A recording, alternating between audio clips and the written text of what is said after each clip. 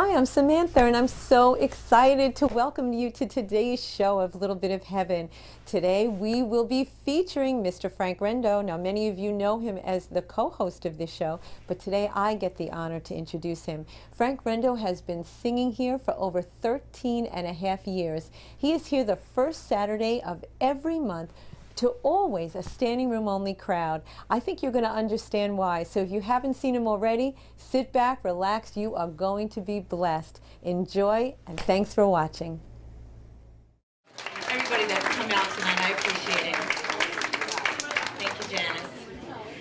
Well, Mr. Frank Rendo is next. You know, those of you who have been coming to Little Bit of Heaven for over 10 and a half years will know that Frank's been singing here for that long, and he still looks like he did the day he first came here. But Frank sings here the first Saturday of every month. And the reason that he does is because, you know what, he just gets better and better and better.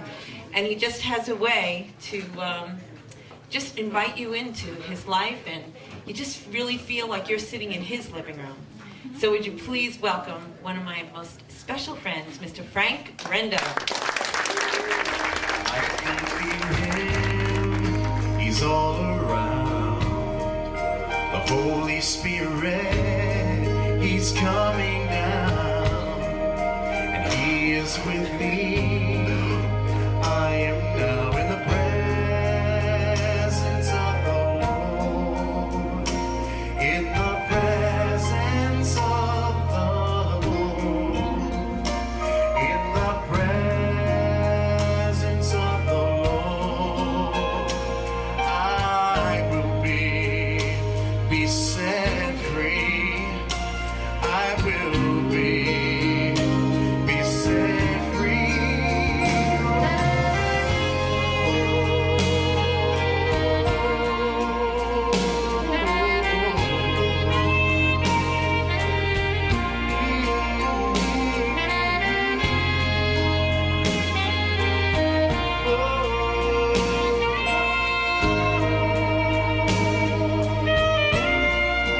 I'd love it if you'd sing this with me.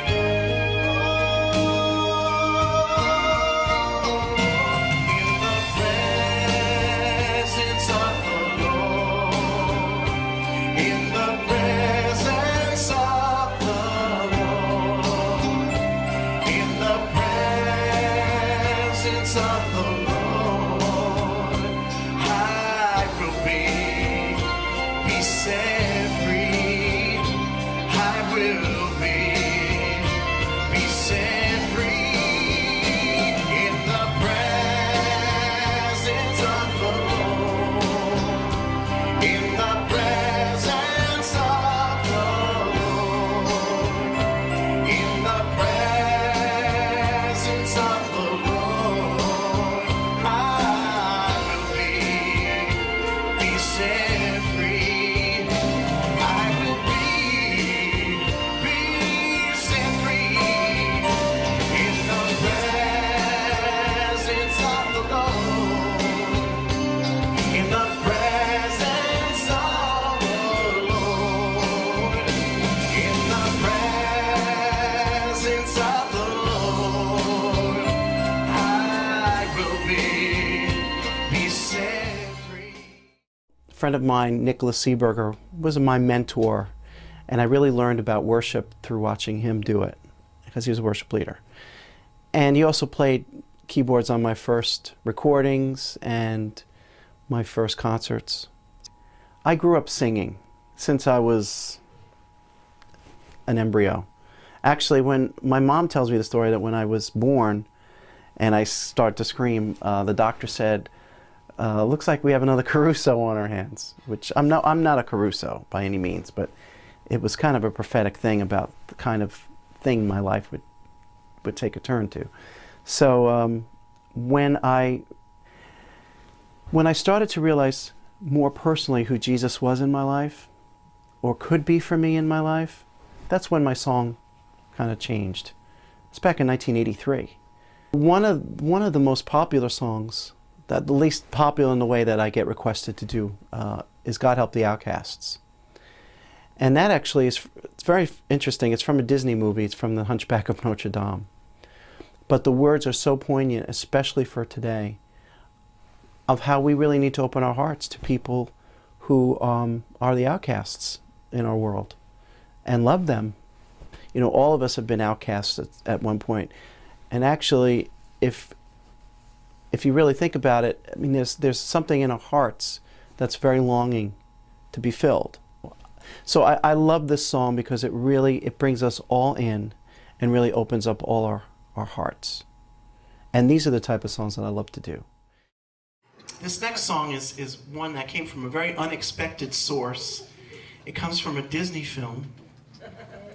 And it's just one of my favorite songs. It's so, the words are so powerful, I wish I had written it myself. But this I sing from the perspective of someone who has nothing, but is hopeful for the good of someone else.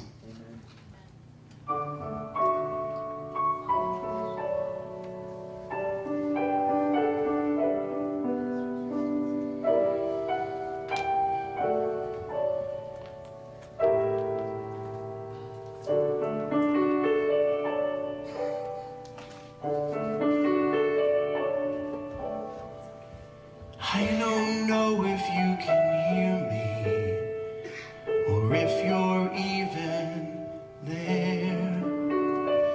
I don't know if you will listen to this humble prayer.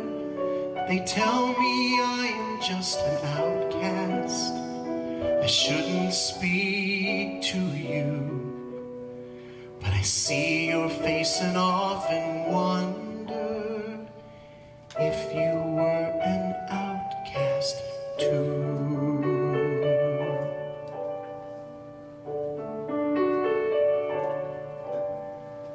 God help the outcast, hungry from birth, seeking the mercy they don't find on earth. The lost and forgotten, they look to you still. God help the outcast when nobody will.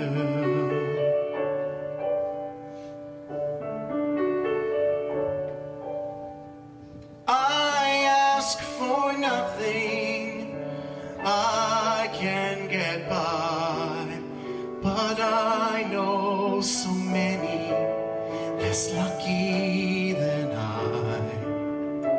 God help the outcast, the poor and downtrodden. I thought we all were the children of God. I don't always understand this, while some seem blessed, some not. But still the few you seem to favor, they fear us, flee us, try not to see us. God help the outcast, the poor and downtrodden, seeking the answer to why they were born. The winds of misfortune have blown them about. You made the outcast, don't cast them out. The poor and unlucky, the weak and the odd, I thought we all were the children of God.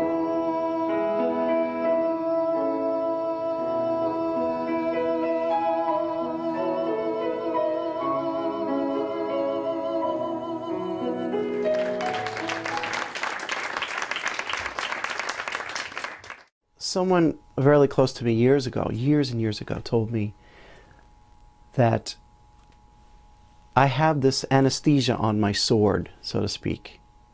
So in my songs, people are getting surgery and they don't know it. Like their hearts are getting healed.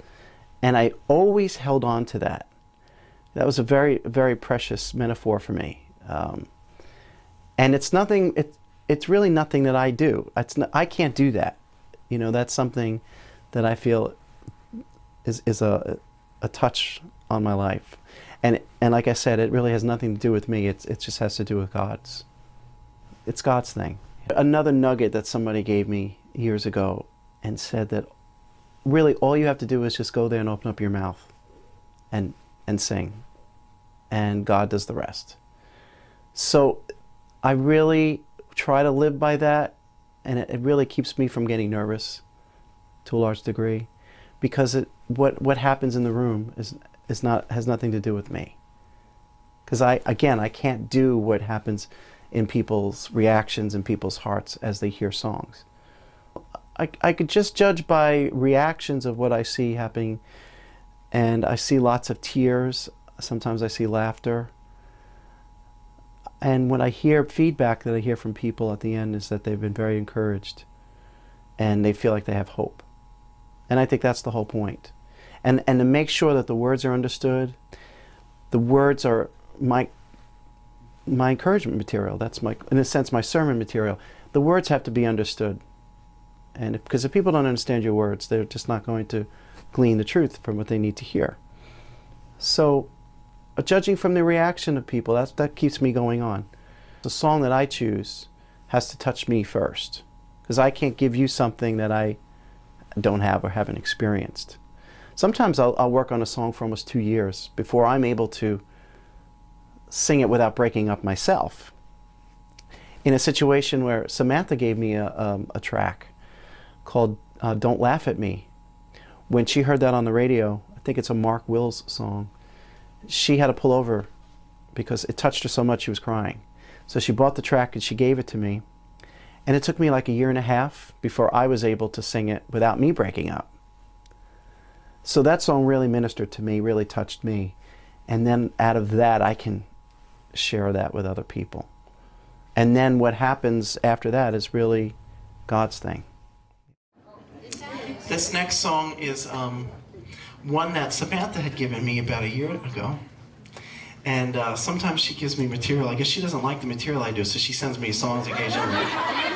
And I sit on them for 1 year or so before I, give her the satisfaction of doing it. But this song is about me.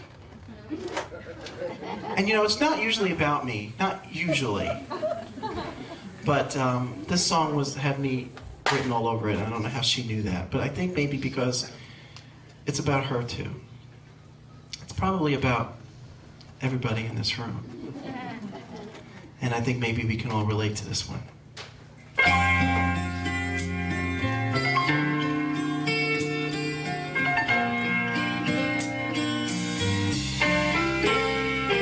I'm the little boy with glasses, the one they call the geek, a little girl who never smiles, 'cause I got braces on my teeth.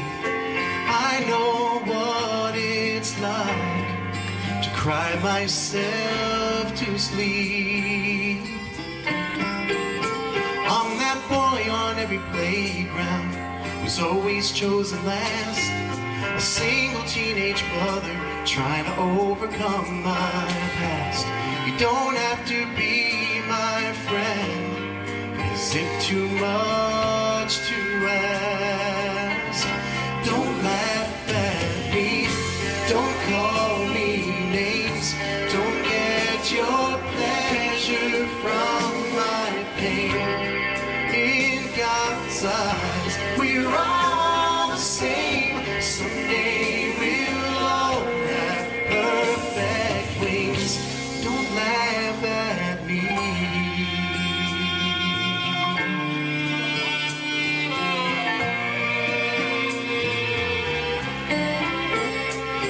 I'm the cripple on the corner, You pass me on the street, and I wouldn't be out here begging if I had enough to eat. Don't think I don't notice that our eyes never meet.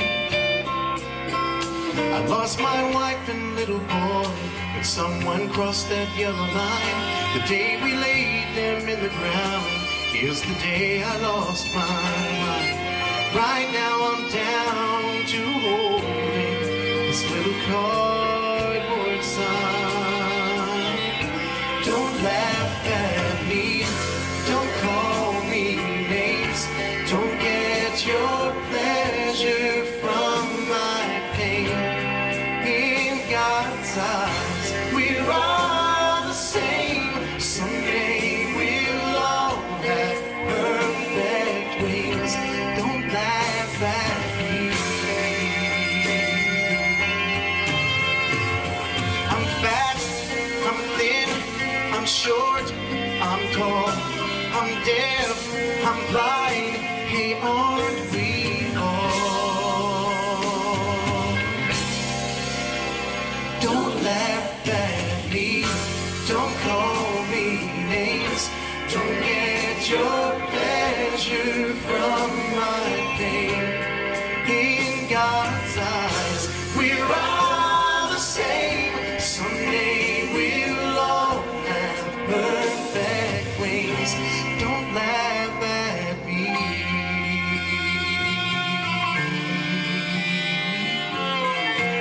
Don't laugh at me.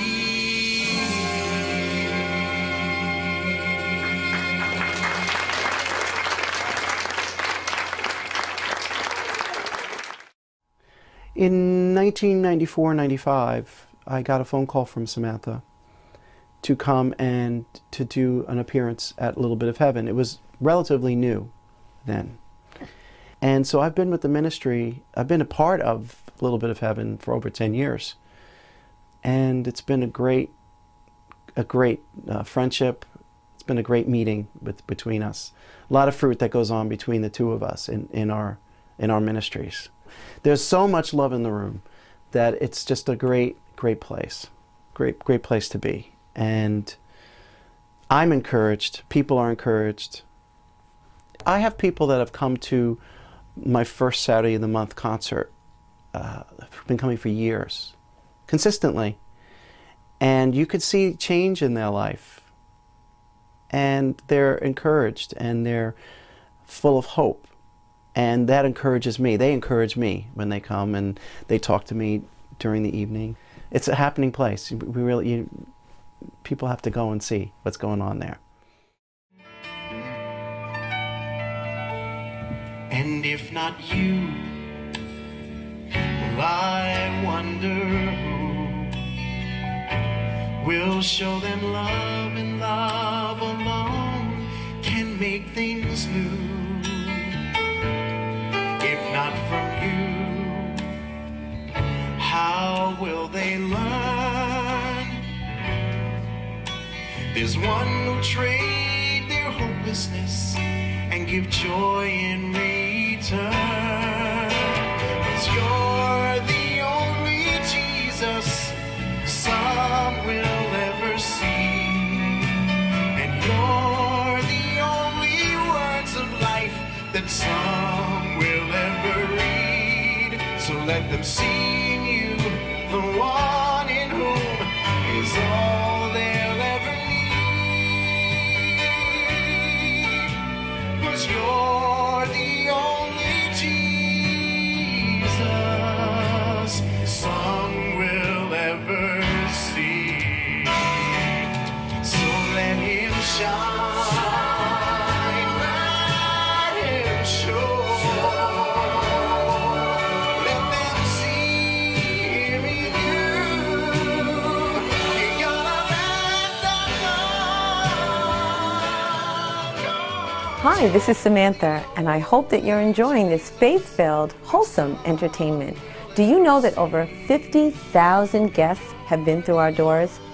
Do you know that we'd love you to be one of them? If you would like to attend, then simply call us at 631-262-1212, and we'd be happy to send you out a free brochure and a free calendar of events. You can come alone, make a friend, or bring a friend. This place was designed just for you. Let's get back to the show. Enjoy. You're the only Jesus some will ever see.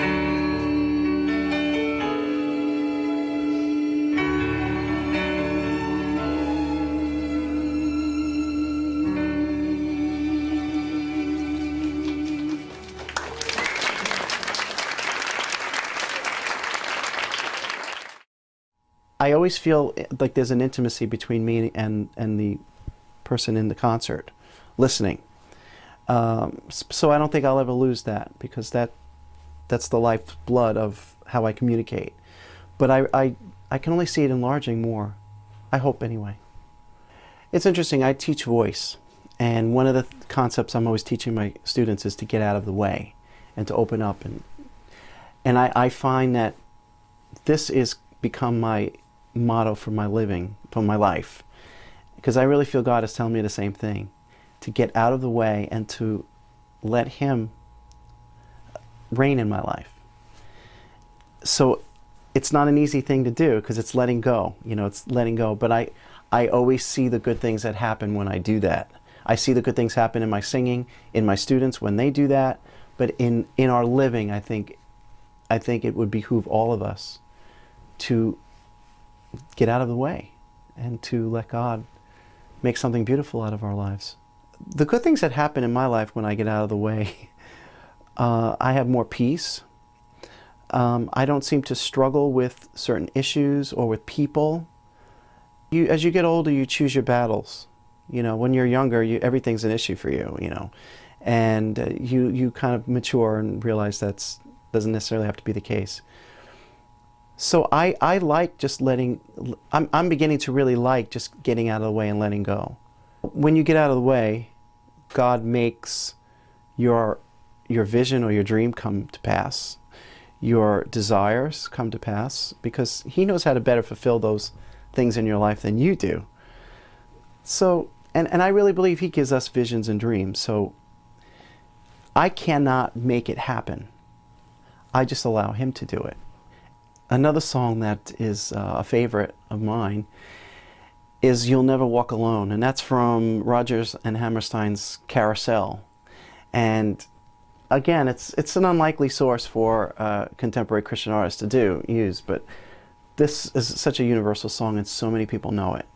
And I like to close my concerts with it because it really gives people that sense that wherever they go, they are not alone. They have people that love them, but they also have a God that loves them tremendously.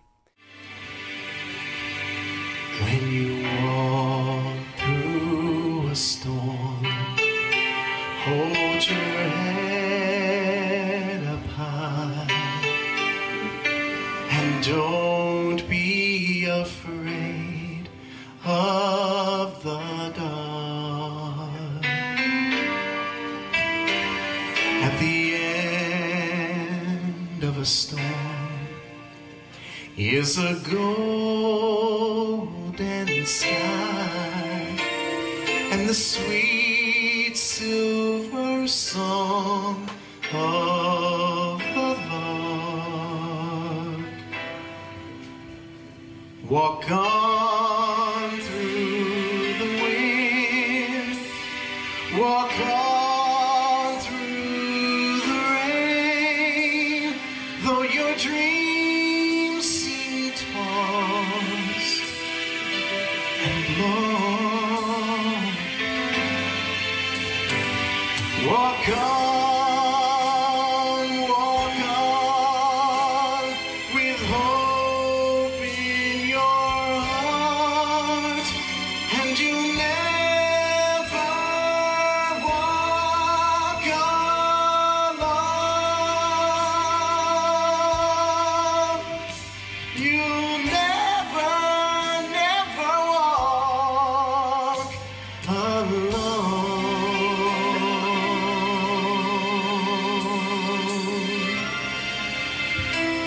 you sing it with me? When you walk through a storm, hold your head up high and don't be afraid of the dawn. At the end of the storm is a golden sky.